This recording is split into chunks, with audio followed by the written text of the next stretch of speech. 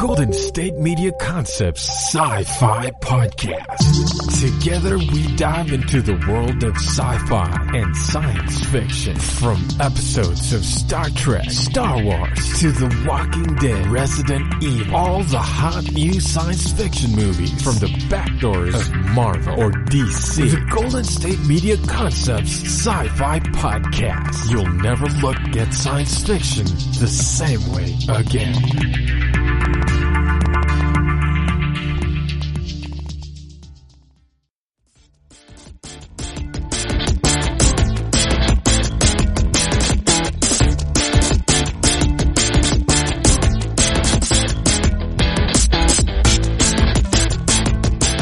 Hello and welcome to the GSMC Sci-Fi Podcast, brought to you by the GSMC Podcast Network. I am your host, Sarah, and first off, I hope you had a nice Thanksgiving. Yeah, I know it was almost a week ago, but, this is a Wednesday podcast, and so it's been almost a week since Thanksgiving, and I just thought I would say I hope you had a nice Thanksgiving. Or not, whatever. I hope if you had a 4-day weekend, wonderful. If you didn't have a 4-day weekend, I still hope you found time to do the things that you like to do and are traditional for you on Thanksgiving. So at any rate, we're here to talk about sci-fi and, not necessarily sci-fi Thanksgiving, although there's some sci-fi, some Thanksgiving related, sci-fi episodes out there. I would love to know your favorite. You can tell me in the comments. That would be cool. The first one that comes to my mind is the Buffy the Vampire Slayer Thanksgiving episode for so many reasons, including syphilis. Have I already said that on this podcast? I feel like I have. If I have, I apologize, but it just makes me laugh. Not syphilis in general, just that episode. I'm going to move on because let's just move on. All right. Sci-fi news. What is going on in the world of sci-fi? Well, one thing that has me quite excited has to do with Doctor Who and the new season of Doctor Who. I feel like we've been waiting forever. It's been over a year. Has it been 2 years? It's been a long time since, let's see, it was New Year's Day 2018, is that correct? I don't think it was 2019. But then again, all of my days run together, so I could be remembering that incorrectly. At any rate, there is a new season of Doctor Who. The trailer has been out for a while, and now we also have the release date for that season. This, of course, is the second season with our female doctor. If you were a little weirded out by that, I know some people were, but hopefully you're used to it by now. I quite like her. Anyway, this is season 12, at least, of the new Doctors. If you know that Doctor Who goes back to the 40s and was a radio program and all that, it's much more than season 12, but this is for the new Doctors, season 12 of the new Doctors. And, the first season with Jodie Whittaker as Doctor Who, this one is also premiering on January 1st. So we're having, New Year's Day premieres or New Year's Day specials instead of Christmas specials. I'm not really sure why. I quite like the Doctor Who Christmas specials. But the January 1st episode is part 1 of a 2-part story called Spyfall. And part 2 will be arriving on Sunday, January 5th. They are both, the first part is premiering at 8 p.m. Eastern Standard Time here in the States. Presumably the second part is also premiering at 8 p.m., but you shouldn't, you know what they say about assuming, and you probably shouldn't presume either. But that's going to be the Doctor Who regular time slot going forward. Now, if you are a, Doctor Who fan, you might be interested to know that BBC and BBC America are teaming up with Fathom Events for a one-time only screening of both parts of Spyfall on the big screen, followed by a live Q&A with Whittaker, Cole, and Gil. That's the Doctor, Yasmin, and let's see. Yasmin and Cole. Ryan, I knew that. From the Paley Center for Media in New York. And these showings will be held at 600 theaters in the U.S. on January 5th.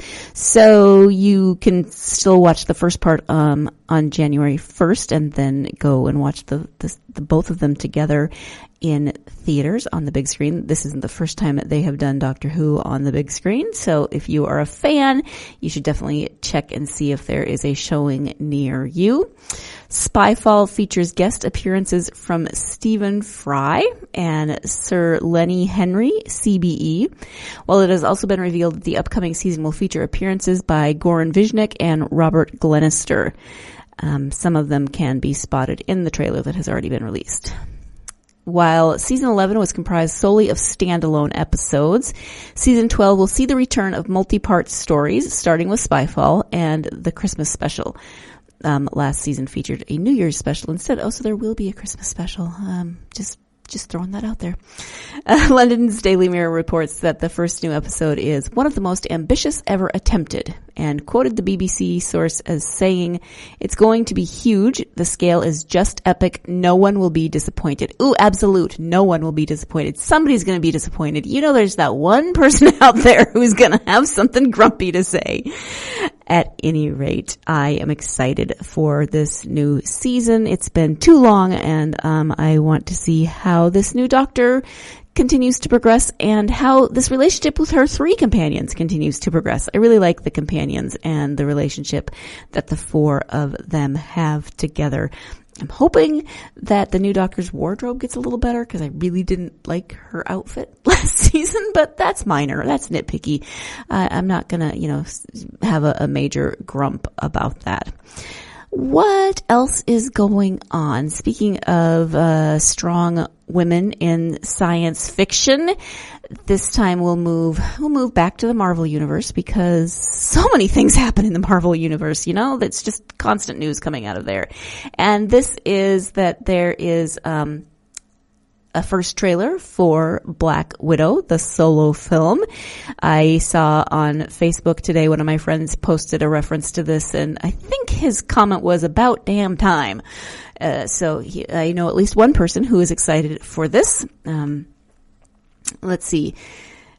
So Natasha Romanoff, Black Widow, is getting her own solo movie. Black Widow is set after the events of Captain America Civil War, just to put it in the timeline for Marvel movies, stories, etc. It's a time where all the Avengers had to do some self-reflection on what being a superhero really meant, and one that put Natasha Romanoff into a crisis of self-reflection. As Scarlett Johansson explained in an interview with Vanity Fair, "We just wrapped Black Widow like 2 weeks ago or something like that, so it's very fresh in my mind, and I don't have the total perspective on it yet. It's a film about self-forgiveness, and it's a film about family. I think in life we sort of come of age many times, and you have these kind of moments where you're in a transitional phase, and then you move sort of beyond it. And I think in the Black Widow standalone film, I think the character is at, when we find her, a moment of real crisis. And throughout the film, by facing herself in a lot of ways and a lot of things that make her her, she actually kind of comes through that crisis on the other side, and we start to be able to reset where she's a more grounded, self-possessed person. So that's her journey. Well, I hope anyway." Again, that was a quote from Scarlett Johansson in an interview with Vanity Fair. Hints of that journey are seen in the trailer. Natasha tells Yelena Belova, who is played by Florence Pugh, "We have unfinished business. We have to go back to where it all started." And for Black Widow, part of going back is putting together a team that not only consists of Yelena, but Melina Vostokov, played by Rachel Weisz, and Alexei Shostakov, also known as the Red Guardian, played by David Harbour. And the trailer also gives us our first look at the film's big bad, the notorious Taskmaster. So there is that first glimpse. Black Widow will be opening May 1st, 2020, so you do have a few more months to wait, although 2020 is right around the corner. It's crazy how fast this year went by. Just whoosh. I'm pretty sure that New Year's was like a week ago, the last New Year's. It just feels like it was crazy fast. Are you excited for the new Black Widow standalone film? Are you intrigued to find out what Natasha's journey is going to look like and how this team is going to interact, and where this is going to take Black Widow in her character arc? Although, you're kind of backtracking in time, which can be a bit, you gotta keep it all straight in your head. So hopefully you're better at that than I am. As I've said before, I definitely need a Marvel Universe for dummies. I need a very detailed synopsis of everything to keep it all straight. On that note, the Marvel Universe for dummies, that would be me. We're going to take a quick break, and when we come back, we'll be talking about, obviously, more sci-fi news. We're going to turn our attention to Star Wars. So stay tuned. You're listening to the GSMC Sci-Fi Podcast, and I'll be right back. Want to find out what movies to go see? Then check out the GSMC Movie Podcast. It's your ticket to the latest movies, whether it's a new blockbuster event, romantic, comedy, or action flick. This show has got it all covered. They talk some what to go see now. Don't bother. What's hot on Netflix and everything in between. That's GSMCpodcast.com/movie-podcast. When it's all about the movies, it has to be this new show. Don't forget to like them on Facebook and follow them on Twitter. Visit GSMCpodcast.com for more info.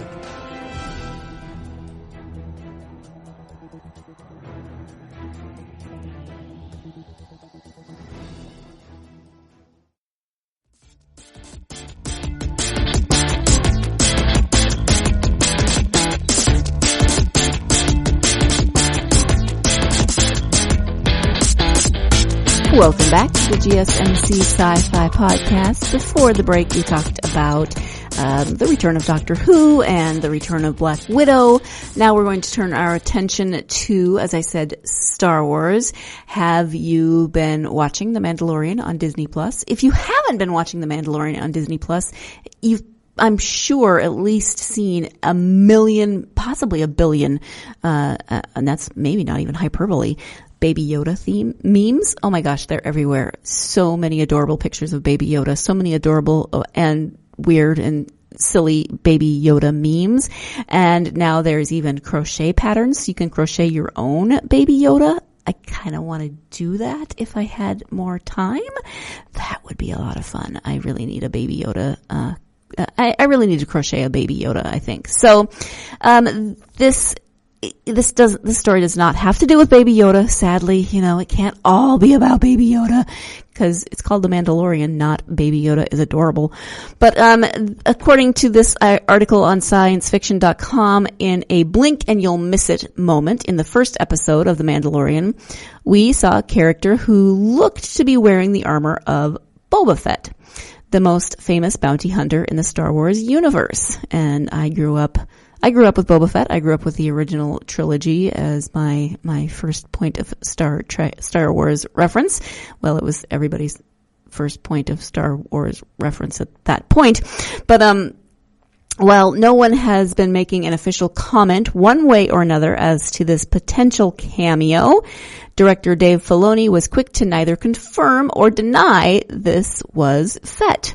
So leaving it kind of up in the open. He also made it clear that for someone who, quote unquote, helped bring Darth Maul back to life, it would be hard for him to say it could never happen. Darth Maul came back. Why not Boba Fett? I mean, first of all, his armor went with him when he got eaten. When, he went into the mouth, the maw of, the pit of oh wow. Oh, bad fangirl moment. At any rate, yeah, sorry. You're yelling at the podcast right now. I know you are. I'm so sorry. Let's have a quote. So, according to Filoni, interesting. I mean, there's always possibilities. I don't like to limit our storytelling in any way, and who knows? It would be really hypocritical for the guy who helped bring Darth Maul back to life after he got cut in half, for me to say that somebody couldn't survive a Sarlacc pit. See, Sarlacc, I knew it was Sar. I was halfway there, sorry. But I don't know. I mean, anything's possible in Star Wars, and I think when fans love something, that's what really fuels the possibility and the believability. So who knows? But right now, we got Mando. I mean, I don't really know how the pit of Sarlacc works. He was wearing his armor, so maybe the digestive juices didn't digest him. Maybe the pit of Sarlacc just belched him back out, because you'd think that would give you indigestion to swallow that whole giant metal suit of armor. So it does sound like there is a possibility, maybe it's a remote possibility, I don't know, for Boba Fett to appear in The Mandalorian, and not just armor that possibly looks like his. We may have already seen him. We may have already at least seen his armor. I don't know. But that is not a focus in this first season of The Mandalorian. Who knows? Who knows what might happen? And this article says that it feels almost too predictable to have Fett return at the end of the season, either as a new enemy or a mentor for Pedro Pascal's character.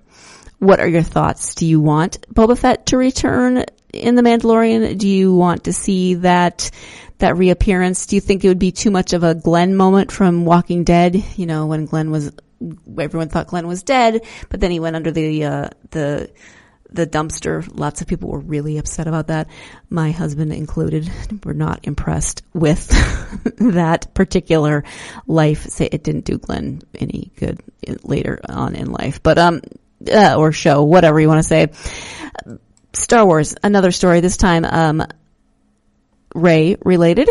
Lawrence Kasdan has shared how Rey force grabbed Luke's lightsaber in Star Wars The Force Awakens. One of the more satisfying moments, some would say, near the end of Star Wars The Force Awakens was when Rey was able to force grab. I love that that's now a verb or a thing. She was able to force grab Luke Skywalker's lightsaber away from Kylo Ren. However, in retrospect, you have to wonder how she was able to do this when Ben Solo was trained by his uncle and has been practicing using the Force for years. As Yoda is famous for saying, do or do not, there is no try. This piece of advice and Kylo's lack of self-esteem were combined to make this moment happen. See, you just gotta be confident, not all angsty like Kylo Ren. The new detail came from a recent interview with Lawrence Kasdan, who co-wrote the film with director J.J. Abrams. And Kasdan said, Rey is full of the Force. You know that pretty early on. We've seen other demonstrations that she did earlier in the movie that she was in her. You know she's not unimportant. The saber flies into her hand because it belongs in her hand. While the secret to Kylo is that he's massively insecure. I don't think that's a secret. He wants to be Darth too, but he isn't because he's very conflicted about everything he wants. He wants to be that pure force of evil and power, but he's not purely any of that. I don't know what happens in Rise of Skywalker, but I'm sure that will continue to play out. He says right before that lightsaber, it belongs to me, he being Kylo Ren. So when it flies by him into her hand, everything he worries about is confirmed. And I don't know if you want to say poor Kylo. I mean, part of me sympathizes with him. Part of me just wants to kick him. I don't know. So, you know, it could be that Rey is powerful in the Force. I mean, she certainly has skills with very little training. I mean, she is obviously powerful, but it's not just that. It's also that Kylo is angsty and that he does not have the confidence to use his power. Interesting to see what happens in the new movie, which is coming out very soon. I already have my my Yoda Christmas socks ready and raring to go to wear. We're going on Christmas Day. It's a tradition with some friends of ours. We go to the new Star Wars movie on Christmas Day, and it's one of my favorite Christmas traditions. It's my friend wears her Darth Vader pajamas, and this year I'll have Yoda Christmas socks. So we are, we're set to go. we spoke about Doctor Who at the beginning of this episode, and John Barrowman, who comes from the Doctor Who universe, he was on Torchwood, of course, and Doctor Who, and well, who knows how many other crossovers, because he's not a Time Lord, but he is a Time Lord, but he's not whatever. So, Torchwood. It turns out that he has had to cancel at least 2 shows of his current A Fabulous Christmas tour after suffering a neck injury and being rushed to the hospital. He announced on Instagram, "I'm devastated to tell you that due to a severe neck injury, which has made it impossible for me to sing and move, I've been rushed to hospital for a diagnosis. The doctors have advised me not to perform this weekend while I try and recover, so I've had to make the very difficult decision to cancel my performance at the Bristol Hippodrome on Saturday, November 30th, and at the SEC Armadillo, Glasgow on Sunday, 1st of December. I'm so disappointed and upset as I was looking forward to seeing you all. I feel I'm letting everyone down, but it's simply not possible for me to do the show in my current condition. We have thankfully managed to open the Oxford New Theatre concert Saturday, 14th of December for Bristol audience members to transfer to, and we have managed to move the Glasgow date to Tuesday, 3rd December, so I really hope you will be able to still see me. Have a fabulous Christmas. All my love, John." Captain Jack, yes, take your time, recover. Don't do anything silly. As he stated, he was forced to cancel his concerts, but he then updated his fans later when he was headed back to the hospital for an MRI. I posted a picture saying, heading to hospital for an MRI scan on my neck. I'll keep you all posted on my progress. Bless you all, and thanks for your good wishes, JB. He then stated that the root of the issue had been found, a C5-6 facet joint injury. He stated that he had not been given injections to reduce inflammation and pain, and expressed hope that his tour would be back on schedule and he would be able to appear at his previously scheduled for Manchester, and that he'd moved his Glasgow date to Tuesday night, December 3rd. Yes, so Captain Jack, you need to be careful. You need to recover. Neck injuries of any kind are nothing to play around with. So he'll, I'm sure, continue to update on social media as he continues. And I know he's been other things. You know, he's been in Arrow. He recently filmed the pilot for Glamorous for the CW. But to me, he'll always be Captain Jack. Let's go ahead and take our second break of the podcast, and when we come back, we'll move from Star Wars to Star Trek, but in kind of an interesting sort of way. Stay tuned. You're listening to the GSMC Sci-Fi podcast, and I'll be right back. Tired of searching the vast jungle of podcasts? Now listen close and hear this out. There's a podcast network that covers just about everything that you've been searching. The Golden State Media Concepts Podcast Network is here. Nothing less than a podcast bliss with endless hours of podcast coverage. From news, sports, music, fashion, cooking, entertainment, fantasy, football, and so much more. So stop lurking around and go straight out to the Golden State Media Concepts Podcast Network. Guaranteed to fill that podcast itch. Whatever it may be. Visit us at www.gsmcpodcast.com. Follow us on Facebook and Twitter, and download us on iTunes, SoundCloud, and Google Play.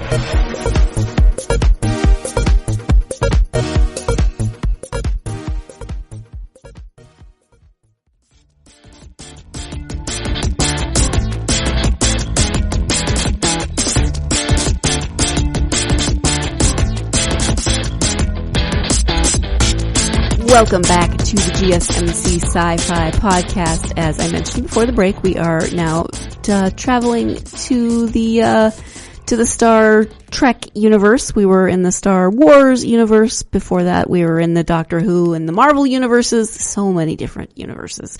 At any rate, this was posted. Somebody, one of my friends posted it on Facebook today, and it caught my attention because it's a picture of 3 dolls that are dressed as female, not dressed as, they are female Klingon warriors. You just don't see that very often on your Facebook page. At least I don't. Maybe your Facebook page is more interesting than mine. So it turns out that they are Klingon warrior dolls that used to be Monster High dolls. Artist Sumerian dolls, transformed into the female Klingon warriors, these previously heretofore Monster High dolls. Once in a while, when she is done with one, she lists it for sale via Etsy. So if you are interested, you can Google it and look at the pictures, and then you can maybe find them on Etsy. They are definitely female Klingon warriors, with all of their forehead ridges and crazy lots of hair. The eyes are a little weird because, of course, they are Monster High dolls and they're dolls, so they have those big doll eyes. The one with the blue eyes is particularly strange to me. She looks just kind of like blah, stop staring at me. She's staring into my soul. They have Klingon weapons. They have Klingon, outfits. Is outfit really the right word for a Klingon warrior? I guess, but they've got the body armor. They've got the cleavage, like Klingons do. Oh, there's even one in an actual Star Trek uniform. Nice. And she looks like she might be half and half like Worf, because she doesn't have quite as many forehead ridges. If there is a female Klingon Star Trek Starfleet officer that I just don't know about, I apologize. Stop yelling at the podcast. I'm sorry. At any rate, Klingon warrior dolls, Klingon female warrior dolls. I like it. I just think it's kind of fun. I don't know that I want one, but if I had a kid who was into Star Trek, I would certainly get him or her one of these dolls because they're cool. And the fact that somebody is making them and selling them on Etsy, I think is even cooler. I do not have that talent to take a Monster High doll and make it into anything besides a Monster High doll. And this person, I'm not sure. This person, let's just go with that, has turned them into female Klingon warriors. Very cool. I like it. Moving on. What else do we have in terms of sci-fi news? We've covered. Oh, hey, let's go to the DC universe. I just like to say universe. I'm sorry. And that is that DC Universe's Stargirl will air on the CW. The CW is really cashing in on the superheroes, aren't they? I mean, good for them.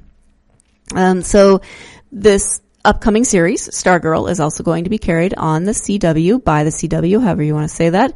Episodes will air on the CW one day after they are released on DC Universe, and will be available to stream on the CW app one day after that. Rumors emerged in mid-October that the show might move entirely to the CW, but it looks like it will be shared between the two. So depending on how you watch things, if you have the DC Universe, you can watch it on streaming, or you can wait the day and watch it on CW. At San Diego Comic-Con this summer, it was announced that the existing DC Universe show Doom Patrol had been renewed for a second series, which will air concurrently on DC Universe and Warner Brothers' upcoming service HBO Max. That announcement has made many wonder if that meant that DC Universe was going to be shuttered with the launch of HBO Max. After all, it's $7.99 a month, which is $3 more than Disney Plus. So, Disney Plus happens to be, there's a lot more to watch on Disney Plus. So, people have kind of complained about that. One of the shows on there, Swamp Thing, has already been canceled. I mean, I think it was canceled like 2.5 minutes even into the first episode. I know it wasn't really that quick, but it seemed like it was. At any rate, Stargirl is expected to be released in the second quarter of 2020. It was crafted by Jeff Johns and based on the comic book character that he created. Johns also acts as the executive producer along with Greg Berlanti and Sarah Schechter. Melissa Carter acts as showrunner. Breck Basinger stars as the titular hero, also known as Courtney Whitmore. The Justice Society of America will also play a part. So if you aren't familiar with this story, it does follow the adventures of that high school student, Courtney Whitmore, who adopts a superheroic identity after finding the gear belonging to her new stepfather, who used to serve as a sidekick to the hero Starman. Along the way, Courtney runs afoul of villains of the past while inspiring others to take on the heroic tradition of the Justice Society. The cast includes Luke Wilson as Courtney's stepfather, Pat Dugan, who inspires Courtney to take on this identity, while Joel McHale will play Pat's former mentor, Starman / Sylvester Pemberton. Amy Smart, portrays Courtney's mother, Barbara. Trey Romano plays Pat's son, Mike. The cast also includes Meg DeLacy as Shiv / Cindy Berman, Lou Ferrigno Jr. as Hourman / Rex Tyler, Neil Hopkins as Sportsmaster / Lawrence Kroc, and many, many others. So is this a series that you're looking forward to? Is it part of the DC universe that you are excited to have brought to the small screen?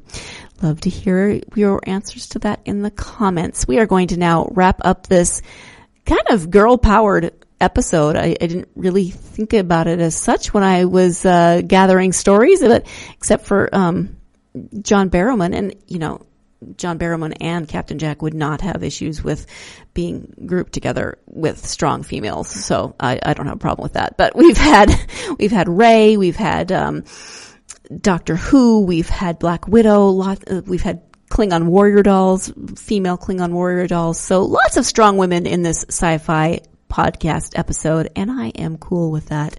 Hope you have a great rest of your week. Please join me next time, and we'll see what else is going on in the crazy world of science fiction. Thanks. Have a great week. You've been listening to the Golden State Media Concepts Sci-Fi Podcast, part of the Golden State Media Concepts Podcast Network. You can find this show and others like it at www.gsmcpodcast.com. Download our podcast on iTunes, Stitcher, SoundCloud, and Google Play. Just type in GSMC to find all the shows from the Golden State Media Concepts Podcast Network. From movies to music, from sports to entertainment, and even weird news. You can also follow us on Twitter and on Facebook. Thank you, and we hope you have enjoyed today's program.